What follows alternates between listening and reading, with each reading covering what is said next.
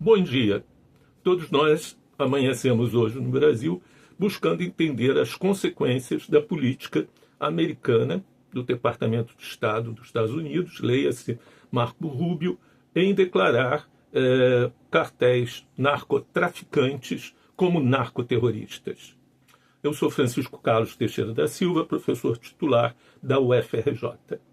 A declaração do PCC e do CV, São Paulo e Rio de Janeiro, como organizações terroristas, era alguma coisa que estava sendo pedida, exigida, né, pelo grupo bolsonarista no Brasil há muito tempo, como uma resposta para a violência narcotraficante no país. Na verdade, estiveram no governo todo o mandato, né, e nada mudou, nada foi feito para controlar o crime organizado. Ao contrário, a Operação Carbono mostra como se infiltrou profundamente o crime organizado dentro das estruturas do Estado brasileiro nesse mesmo período, né?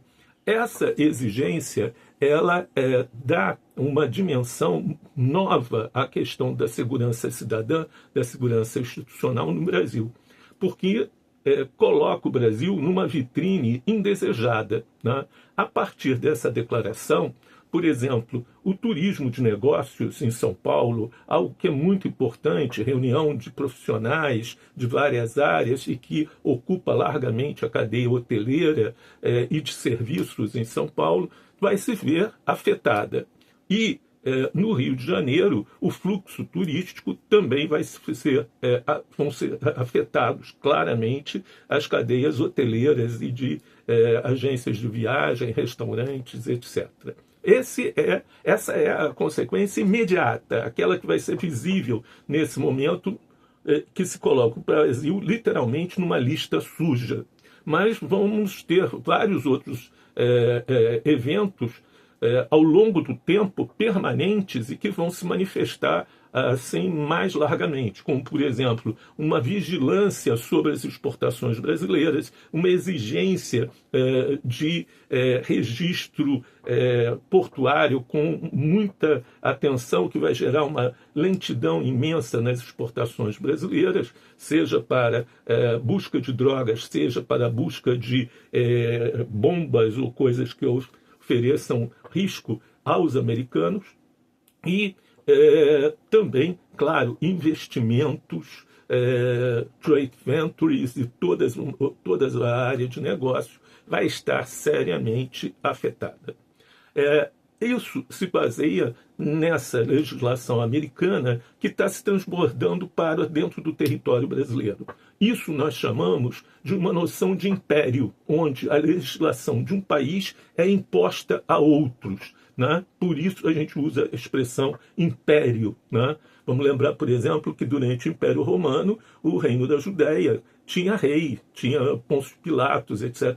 Mas quem mandava, quem estava patrulhando, fazendo a segurança ali, eram os romanos. É isso que é a noção de império nesse sentido. E essa noção de império traz para a gente uma noção muito clara que agora está desenhada facilmente para a nossa compreensão, que é a questão da formulação pelo Departamento de Estado, por Marco Rubio e por Trump, né, da ideia de uma doutrina, né, de soberania limitada dos países latino-americanos. Na verdade, eles acreditam, estão pondo em vigor a ideia de uma doutrina de soberania limitada das nações latino-americanas frente aos interesses considerados de segurança vitais para os Estados Unidos. Ou seja, a soberania norte-americana se impõe dentro do território nacional por sobre a soberania nacional.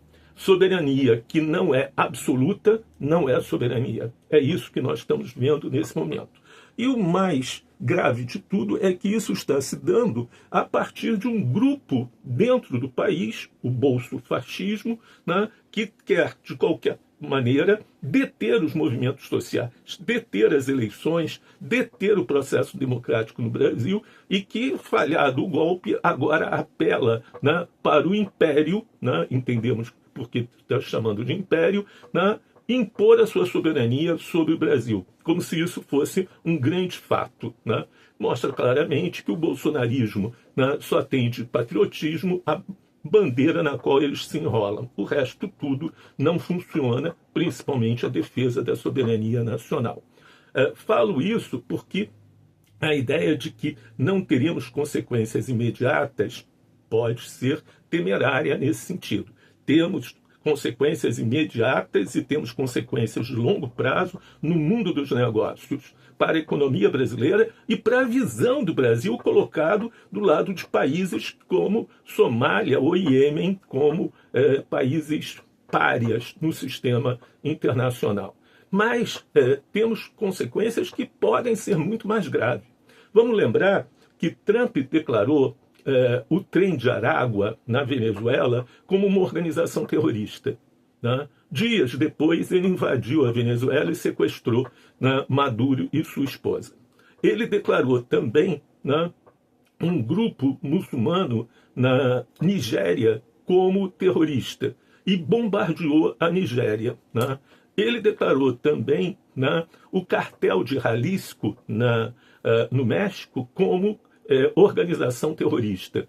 Um momento depois, um grupo de agentes da CIA invadiu o México, né, acobertados, sem nenhuma autorização do governo mexicano, né, promoveu um grande enfrentamento e os agentes americanos foram mortos lá, causando um grande mal-estar entre México e Estados Unidos e a pretensão dos Estados Unidos de vingar os seus agentes mortos dentro do México que estavam agindo acobertados, né? Então, as consequências podem ser, sim, muito claras nesse sentido. E, principalmente, né, pela existência dessa quinta coluna, como nós chamávamos, como estudamos a Segunda Guerra Mundial, a ação dos pró-fascistas dentro dos países democráticos, a quinta coluna, né, a ação dessa quinta coluna apoiando essa doutrina, né, da soberania limitada das nações.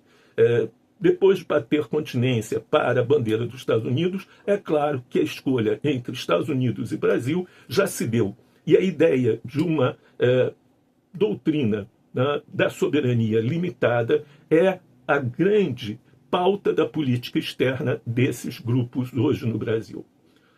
É grave, coloca o Brasil sob observação internacional. Hoje os jornais, né, hoje 29 de maio de 2026, os jornais do mundo inteiro estampam essa colocação, né, do Brasil nessa lista suja e com isso, né, temos um impacto extremamente negativo sobre o país. Trump e Marco Rubio é um notório anticomunista até a raiz do cabelo e para ele, isso é importante dizer, qualquer um que faça políticas sociais é comunista, né? Esse cubano-americano, né, ele busca achar, né, comunistas em todos os locais, né? Nesse sentido, ele inclusive está se contrapondo à política do Trump, né, de manter o Brasil numa área de conforto que talvez a gente tenha acreditado que existia, né? Marco Rubio, ao contrário, ele odeia partidos progressistas e ele odeia particularmente o presidente Lula, né?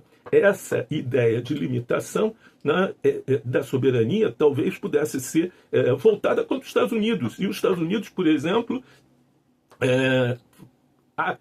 anularem, né, esse imenso paraíso fiscal que é o estado de Delaware, onde se lava dinheiro dos criminosos brasileiros lá, ou as Ilhas Virgens ou as Ilhas Caimã, que estão sob soberania americana.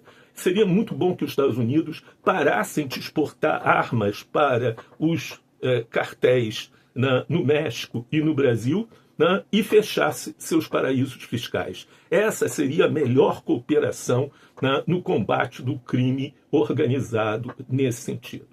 Só para terminar, quero tornar claro que esse conceito de narcoterrorista é uma aberração em termos de ciência política e mesmo dentro da doutrina